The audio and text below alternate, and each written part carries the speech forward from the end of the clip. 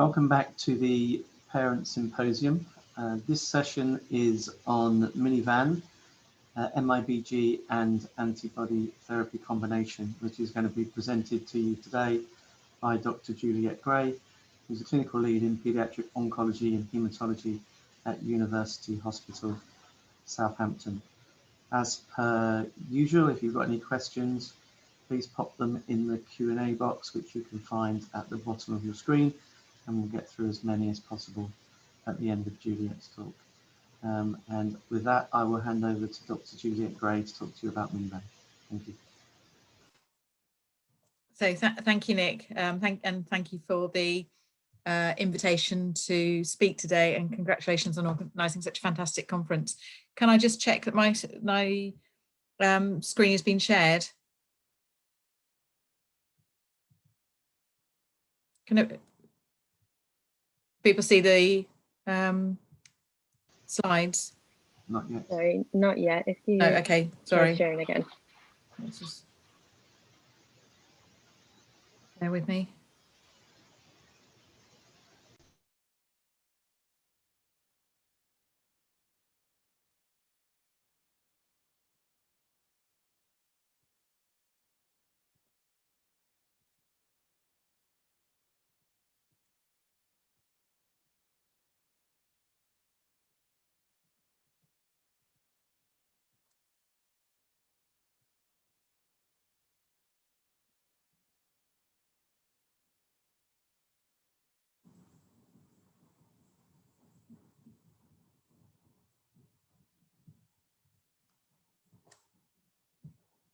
Sorry, I'm getting there.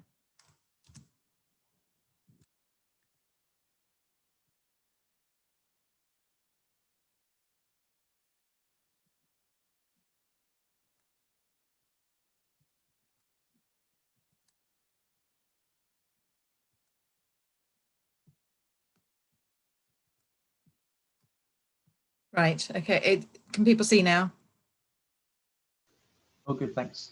Yeah, apologies for that. So it's a pleasure to talk to people today and to share with you the MiNivAn trial, which is supported by Solving Kids Cancer, both in the UK and the US, also by Joining Against Cancer in Kids and Band of Parents in the US. It's a collaborative study, which is jointly led by myself and Mark Gaze in the UK, Paul Sondell and Ken DeSantis in Madison, and Holger Loder in Greifswald. So the trial is investigating a novel combination of treatments in children with neuroblastoma. It's looking at putting 3 different treatments together, 2 of which are already widely used in neuroblastoma and 1 new treatment. So the things it's combining together are anti-GD2 antibody therapy, which people are probably quite familiar with, MIBG therapy, which I know Mark Gaze has just spoken about, and then anti-PD-1 antibody therapy or nivolumab, which is a new therapy for in this context.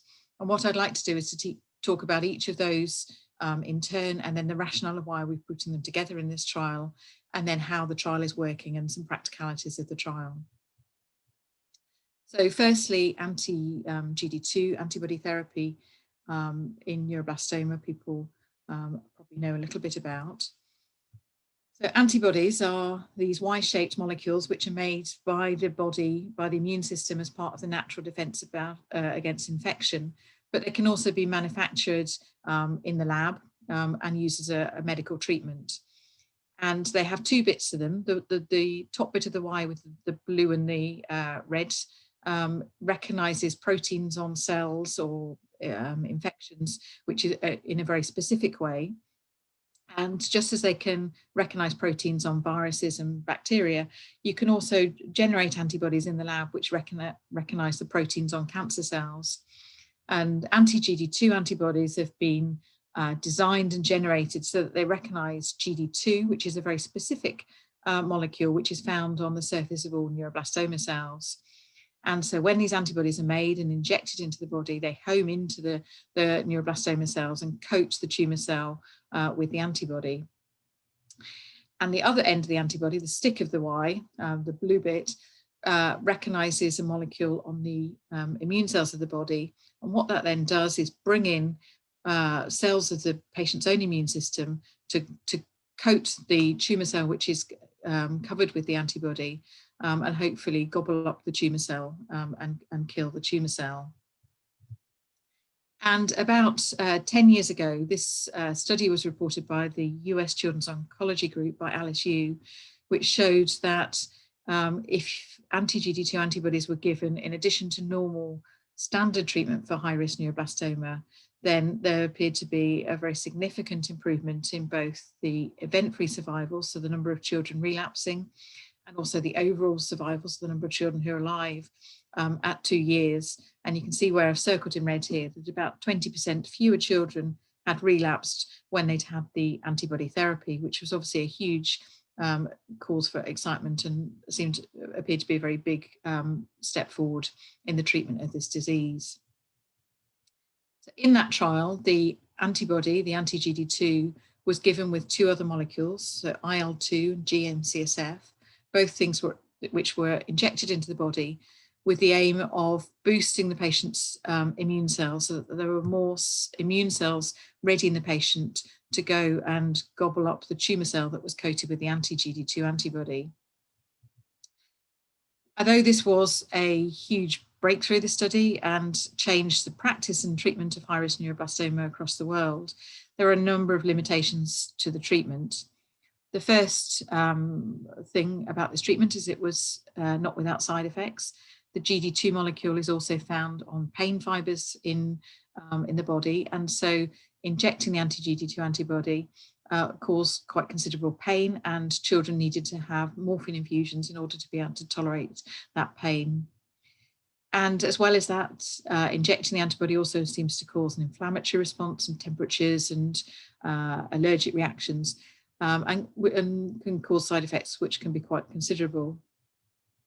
In addition to those side effects, although the earlier results at 2 years were really exciting as we looked further on, so at the 4-year data, then the number of children that relapsed started to increase slightly. On the graph here, the red and the black lines are the original lines at 2 years, and you can see there's quite a wide gap between the 2 lines. The black line at the top is the children who've had the antibody therapy, and there's a wide gap between that and the children in red who haven't had the antibody treatment. But as you go further out, the green and the purple lines show that these lines start to come together a little bit, which suggests that in some children, rather than actually curing this the disease forever, what you're doing is delaying relapse. So what this suggests is that this is a good treatment. It is definitely a step forward and useful in neuroblastoma, but there's room for further improvement to make it better.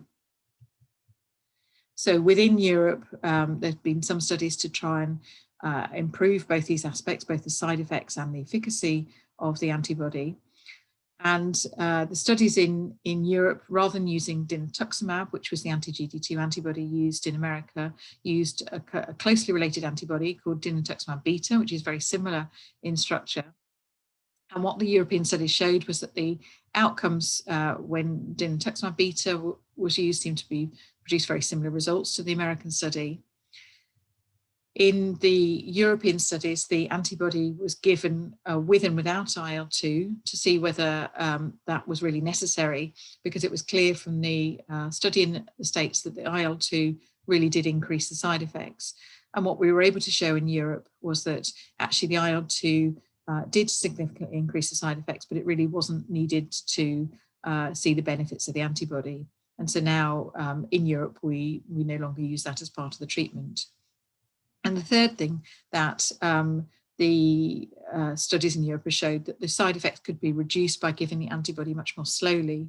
And so within Europe, we've developed a protocol where we give it as a slow 10-day infusion with the antibody continually running for that length of time.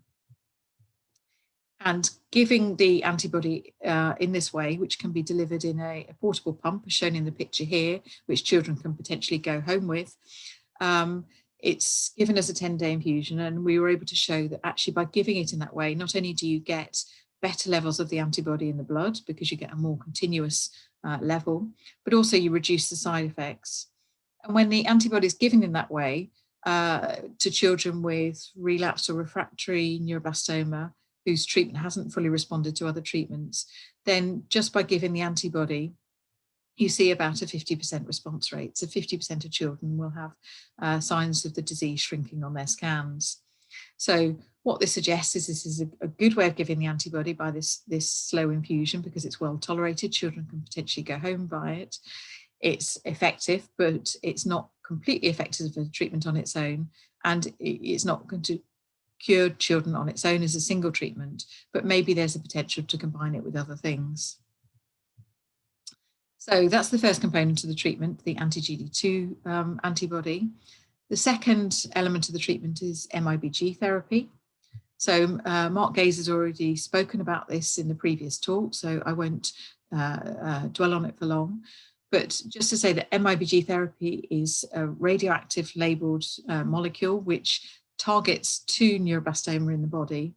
And so it can either be used to do scans to identify where in the body the disease is, or it can be used as a treatment by attaching a radioactive isotope which delivers the radiation treatment to the bits in the body where the tumour is.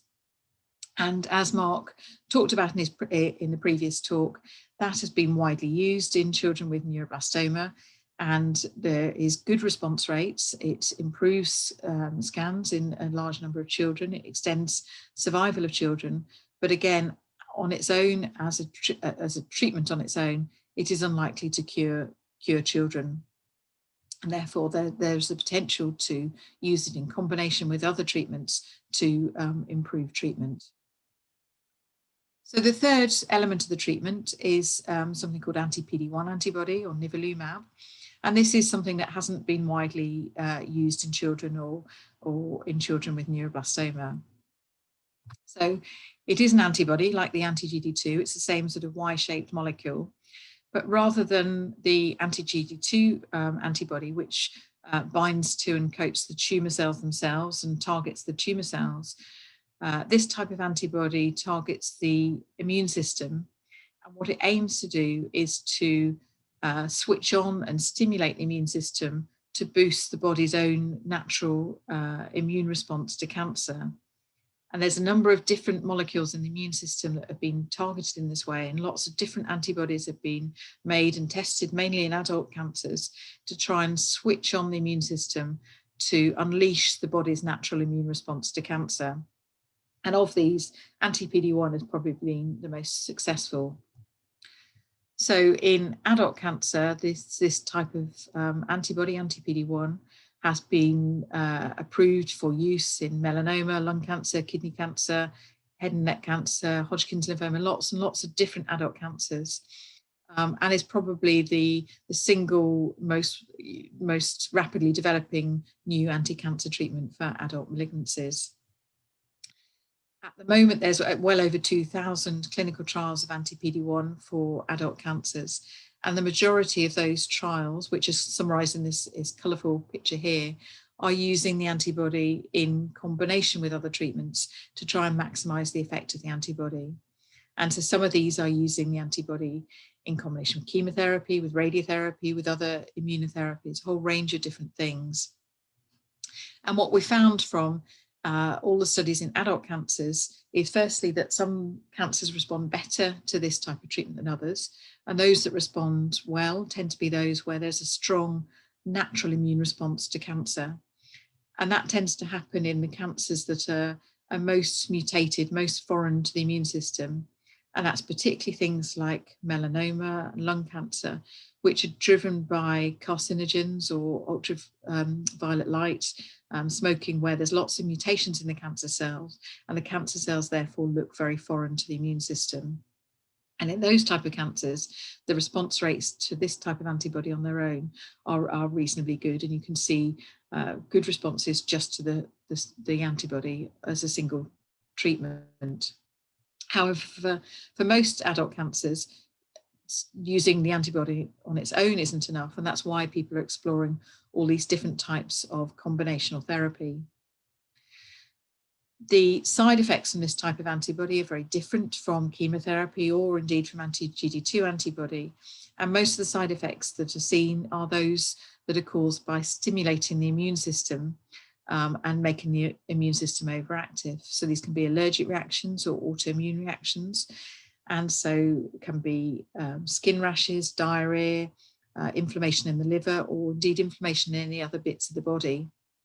And occasionally these can be really severe and life-threatening, but most of the time these can be treated by either just stopping the antibody or by giving steroid treatment to suppress the immune system. So these type of antibodies have been explored in neuroblastoma and children's cancers on their own. So just using anti-PD-1 antibody as a single agent therapy. But used like this, they don't seem to be very effective in pediatric cancers. And this is not surprising because we know that pediatric cancers don't have as many mutations in their genes as adult cancers. They're not as foreign to the immune system, so that the immune responses that children make to neuroblastoma are quite weak compared to those that you might see, for instance, in an adult with melanoma. However, we do know that the PD-1 molecule is found in neuroblastoma, and that when you see immune responses in children with neuroblastoma, that seems to be associated with a better outcome and better survival. There's been a number of studies that have looked at anti-PD-1 antibodies in children's cancers, and to date, with kind of a few rare exceptions, using these antibodies on their own haven't seemed to provide much benefit in children's cancers. And therefore, we think that using them with other treatments is likely to be needed in order to achieve success and effective therapy. So the rationale for the MiNivAn trial is really to put two treatments which do have benefit in neuroblastoma, so anti-GD2 and MIBG therapy. We know that both of them have measurable benefit, but neither of them on their own cure the majority of children with neuroblastoma. So both of them have room for improving their effects and benefits. And then to put these together with the third treatment, anti-PD-1, which we think probably doesn't have benefit on its own, but may be able to increase the effects of the other two. So the reason we think that anti-PD-1 may be able to increase the effects of the other two comes from two lots of research. So the first is from some laboratory data from Professor Holger Loder, who's based in Greifswald in Germany, who's one of the collaborators and leaders for the study, for the MiNivAn trial. And what he's shown in his lab work is that anti-PD-1 may increase the way that anti-GD2 can kill neuroblastoma cells and provide an effective treatment.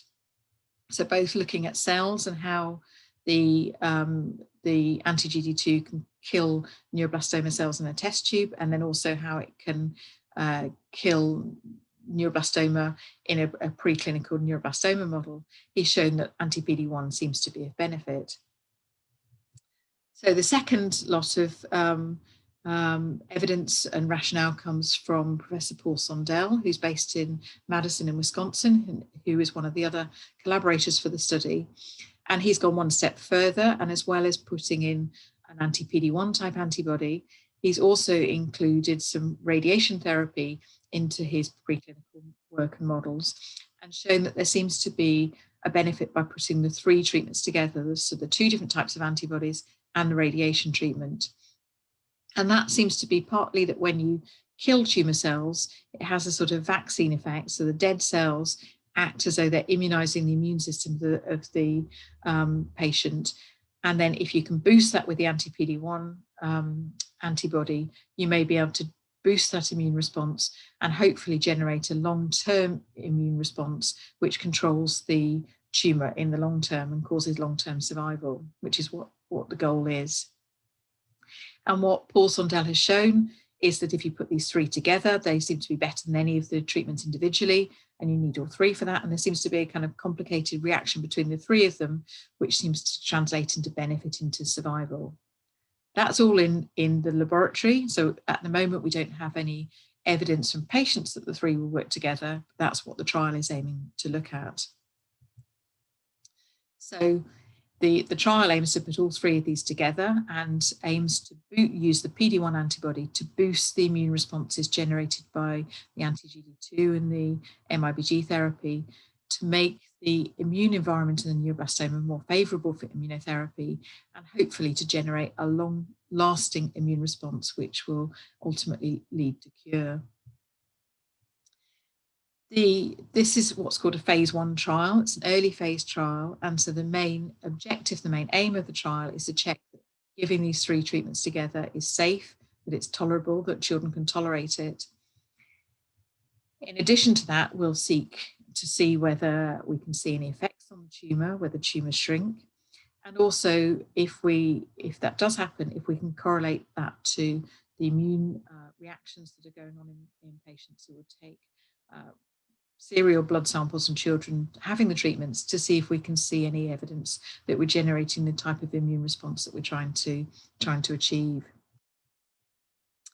So all of the children in the trial will get MIBG therapy. And they all get it at the same dose. The dose of MIBG therapy that we're giving provides a kind of a relatively low dose of radiation to children, which we hope will not make them significantly unwell. Sometimes with MIBG therapy, you need to have stem cell rescue afterwards, but with the dose that we're giving, we don't think that will be needed. All of the children will get the anti-PD-1 treatment at a dose that's equivalent to that used in adults. And then the anti-GD2 treatment will be escalated so that we can check that children tolerate it. So the first cohort of children didn't receive any anti-GD2 treatment. They just had the anti-PD-1 and MIBG therapy. And once we knew that that was safe and that children were fine having that, then we went to the next cohort of children where we've introduced a 50% dose of the anti-GD2 treatment. And then when we know that that is safe, we'll go up to the full dose of anti-GD2 therapy. And it's done in a safe way so that we don't expose children to a kind of dangerous combination of treatments. We do it in a controlled, slow way so that we know what we're doing is safe. We've been very fortunate that we've had collaboration from 2 pharmaceutical partners, Bristol Myers Squibb and EUSA Pharma, for the study, who provided not only the drugs for the study, but have also provided some financial support, which has complemented this financial support from the charities, which has been excellent and essential to the running of the study. So this is an overview of how the treatment for the study looks. So children start with MIBG treatment, the 2 black stars at the beginning. They get 2 doses of MIBG treatment, 2 weeks apart. 2 weeks after that, they start their immunotherapy, and that consists of the nivolumab, so the anti-PD-1 therapy, and that's given every 2 weeks for a period of just over 6 months. And then anti-GD2 is given as a 10-day infusion, and that's given for 5 cycles every 6 weeks. So the whole treatment course lasts for just over 6 months. Children have scans at the beginning, scans in the middle, and scans at the end, and to check that things are going in the right direction in terms of the disease. So the trial is designed for children with relapsed or refractory neuroblastoma. So all children it's not suitable for children as a first-line treatment, because we think that the established standard treatments for first-line neuroblastoma should be used first. Children have to have MIBG positive disease, so on scans you have to be able to see the disease, otherwise MIBG therapy is not going to be useful.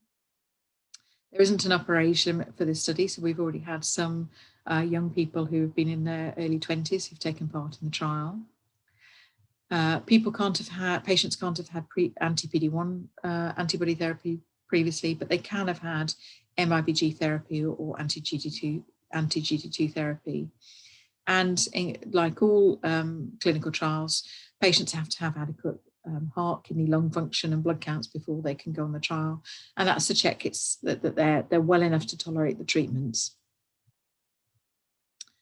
So the trial, the MIBG treatment requires hospital admission for the treatment. And as Mark said in his previous talk, that is usually a period of about a week in hospital for each dose of the MIBG treatment. It's usually well tolerated. It doesn't generally make patients very sick. The main side effect that we see is it makes the blood counts low, and that can be for up to 6 or 8 weeks afterwards. The immunotherapy component of the trial starts off as hospital treatment. The first cycle has to be given in hospital while the anti-GD2 is given because of the potential side effects.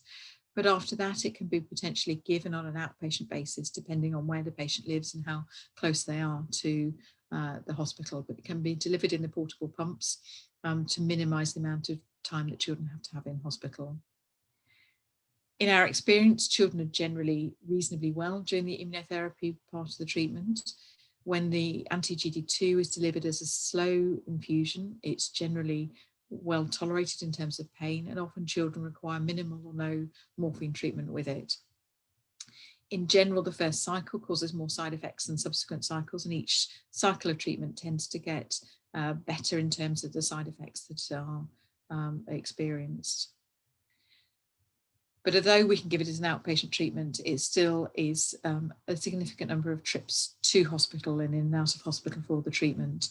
And all of that treatment needs to be given in the study site, which is in the UK, is in Southampton or in London at University College Hospital, London. The scans that children need to have for the study can be done at local oncology centres. They don't all need to be done in the trial centres, and we can then review the scans in Southampton or in a trial centre. So far, we've had, in the UK, we've had children travel from across the UK for treatment. And I'm very pleased to say that within the UK, Solving Kids Cancer has been able to support the costs of travel for families. So the trial opened in the UK in July 2018. It opened in the US at Madison Children's Hospital in September this year, and we hope that it's opening in Germany very soon. We've so far recruited 10 patients. The first cohort of patients has completed recruitment, and so that's the cohort that has anti-PD1 and MIBG therapy together, but no anti-GD2, and that was well tolerated. And we're currently recruiting the second cohort of patients. It's too early to know whether we have any benefit in terms of response, in terms of tumours, but what we have seen so far that children have generally tolerated this treatment well. We haven't seen any unexpected side effects, and so the study is continuing as planned. So finally, I'd like to thank the investigators, my collaborators for the study, the research nurses and teams at both all the sites involved in the study, and also the funders for the study, particularly Solving Kids Cancer in the US and the UK, Joining Against Cancer for Kids, which is based in the UK, and Bands of Parents in the US. And also I'd like to thank all the patients and families who we've had take part in the study. It has been a huge collaborative effort, and it couldn't have happened without any of those listed here. So a thank you to everybody. And I'm very happy to take any questions.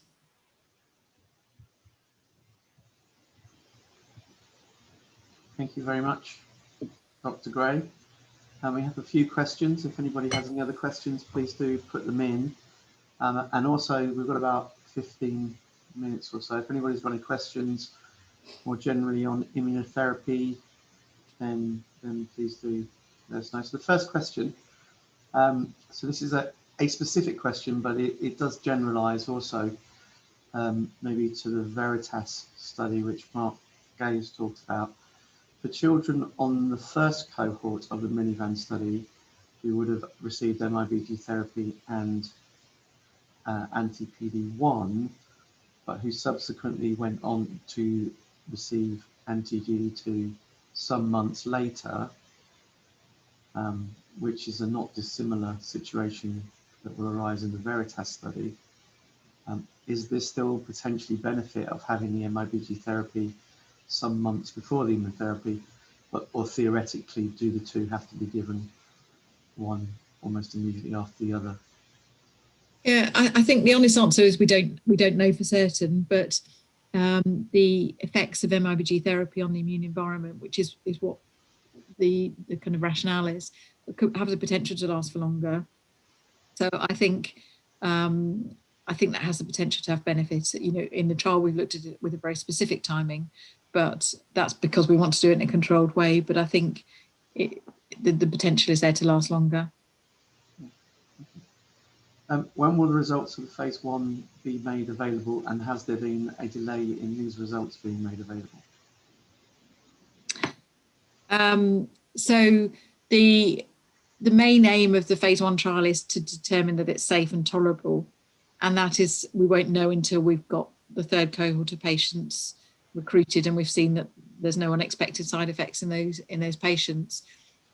Before we get those, we'll be planning what we do next in terms of the next study, and hopefully that will be a comparative study, so we'll compare it with existing treatments for children with relapsed neuroblastoma. We will share those results as soon as we have them, but we won't have them until we've recruited the third cohort of patients. When do you expect the study to open in Germany, and will it be at the dose level 3? So we hope it will be within the next couple of months that we open in Germany. We've been having lots of discussions with the team in Greifswald. We've got a few more patients to recruit on cohort 2, but I suspect by the time it's open in Germany, we'll be almost ready for cohort 3, so it is likely to be then. And a not dissimilar question, any thoughts for expanding the study to other CFIN sites / countries? So we'd love to. When we've had a lot of interest in doing that, the problem for an early phase trial where it's complex treatments that have been developed, it is easier to do that in small number of sites, and although it means patients travelling for the treatment, that it's a safer, more effective way of doing it, to have it in a relatively small number of sites. But as soon as we've completed the phase 1 study and we embark on a study, a bigger study, then we would like to expand it to other sites. So would it be feasible for families to travel from elsewhere to the UK or to Germany when it opens in Germany? So I think it has been quite difficult over the last few months, particularly for to have international travel because of COVID, and it's also, the treatment relies on, certainly within the UK, on the NHS element of the treatment being funded, because the children have lots of basic medical care as part of the trial, which is NHS funded. So children to have treatment in the UK, children would need to have some sort of eligibility for NHS funded treatment, which is difficult in the current climate. I think when the study opens in Germany, there might be more room for the German team accepting other children from other European countries within Germany, but I think we'd have to discuss that separate, specific cases with Professor Loader. Okay. So we have a couple of questions here. What type of relapse makes a child eligible, and would you expect a child to need chemotherapy prior to starting on the trial? So at the moment, certainly within Europe, our first relapse, the Beacon study, and particularly Beacon Immuno, has been our first consideration at relapse, because there's most kind of proven evidence for this type of treatment as a therapy, most kind of strongest evidence. And we've then thought about things like MiNivAn after that.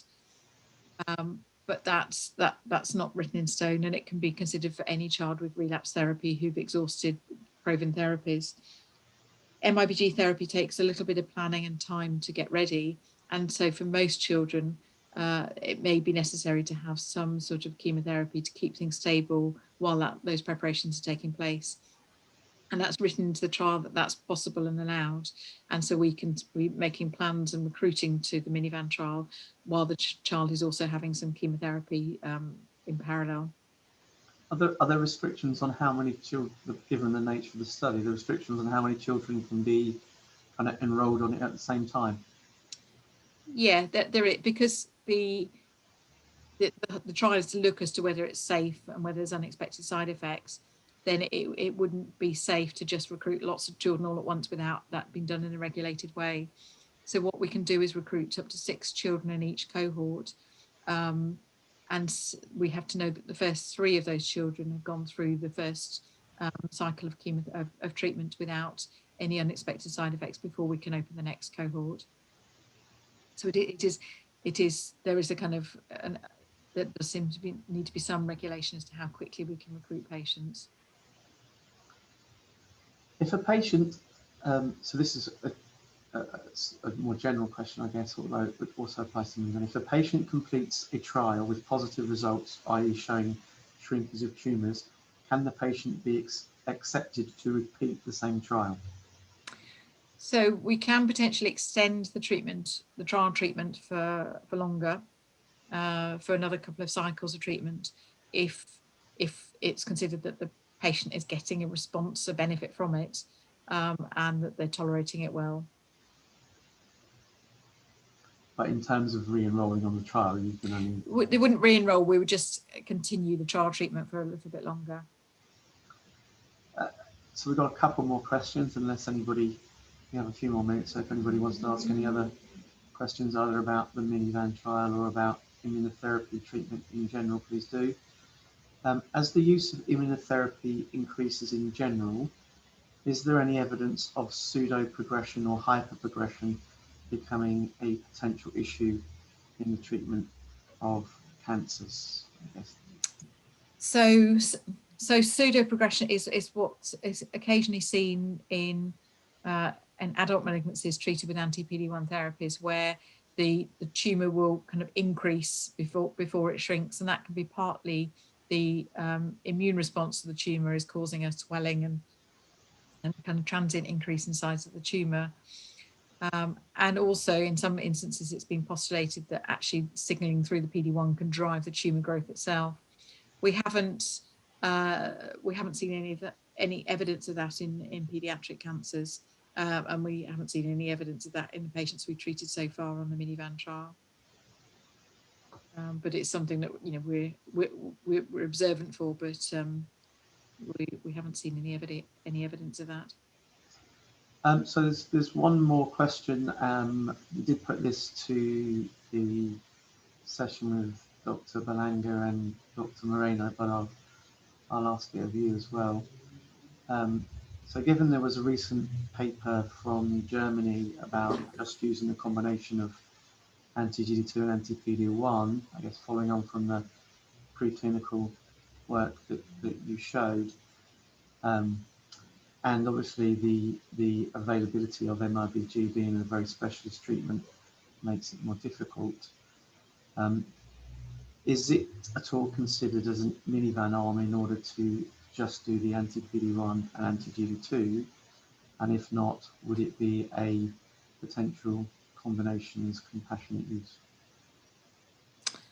So it's a very interesting question, and I think in a perfect world you would design a trial where you had one arm that just had the anti-PD-1 and anti-GD2 and another arm that had all 3, and then break it all down and trying to work out which components of the trial you really need to achieve the effective therapy. That's very difficult to do with small numbers of patients, and you know, you have all the ethical issues of then not giving all the treatments to all patients. We know from Professor Sondel's work in Madison that the radiation was quite an important part of the interaction between the agents in his preclinical work. So we think it's probably an important component. But that's not to say that you wouldn't get some benefit from just using the anti-GD2 and anti-PD-1 together, but we think it might be better with all 3. In terms of whether there's, you know, room for compassionate use, I think that depends on the setting where you are and what the health provider where you are is able to provide that. And that will vary, I guess, internationally, as whether there's access to compassionate use or healthcare funded access to those drugs. I think Professor Loder's publication on the 2 cases, it's a very small series, and it's encouraging when you see patients respond, but when it's just 2 patients, and both, you know, it's hard to change practice based on just 2 patients. Are you able to say for the patients that have enrolled so far how it's been for families to actually enroll on the trial, to do the two components of going to London for MIBG and then to Southampton and obviously following up with supportive care at Yeah, home? I mean, one of the advantages of it being in a small number of sites within the UK, so just UCLH and Southampton, is we've had a very close working relationship between the two teams and the two sites, and we've tried to be as joined up as possible in looking after the patients and children through their journey through the different centres, and particularly the kind of research nurses in the two sites in Southampton and UCLH have worked very closely together, not just with each other, but also with the patient's own oncology treatment centre. And that's been all the different oncology centres across the UK. And I think in general, families have coped incredibly well with that, and with the travel and time away from home that is entailed. But we've tried to minimise that as much as possible, but with the best will in the world, that's meant quite a lot of time in London and Southampton. But we've managed to do scans and that in local hospitals to avoid them coming to us more than they need to. But I think with the communication that's been between all the different teams involved, I hope that patients have felt looked after wherever they've been and felt that everybody knows what's happening. And I hope it's been a positive experience for families. When it opens, we've got a couple more minutes. If anybody does have a last minute burning question, do drop it in the Q&A. When it opens in the US, and obviously is open in the US, or when it opens in Germany, obviously the next big milestone is for a US patient to enroll. Is the treatment in the US delivered in Wisconsin, Madison in its entirety? Is that? Yes, it's all on one site. I think and it also in Greifswald, it'll all be on one site. Okay. So yeah, the team in Madison are ready to go. Everything is set up, and it will be great when we have a patient to recruit in the US. One of the really exciting things about the study has actually been working with the teams in the US and Germany over the study. Historically, most of our neuroblastoma research and collaborations have been within Europe, and to have a transatlantic collaboration and to work with Paul Sondel and Ken DeSantis in Madison has been really exciting. And we have teleconferences with them every fortnight to discuss all the patients and how we're progressing with the trial, and that's been a very positive aspect of the study. Terrific. All right, so thank you, Dr. Juliette Gray, for presenting, and for everybody for tuning in. We've reached the end of this session, after which we have a short break, and then we'll be back with 2 concurrent sessions in 30 more minutes. Thank you. Bye-bye.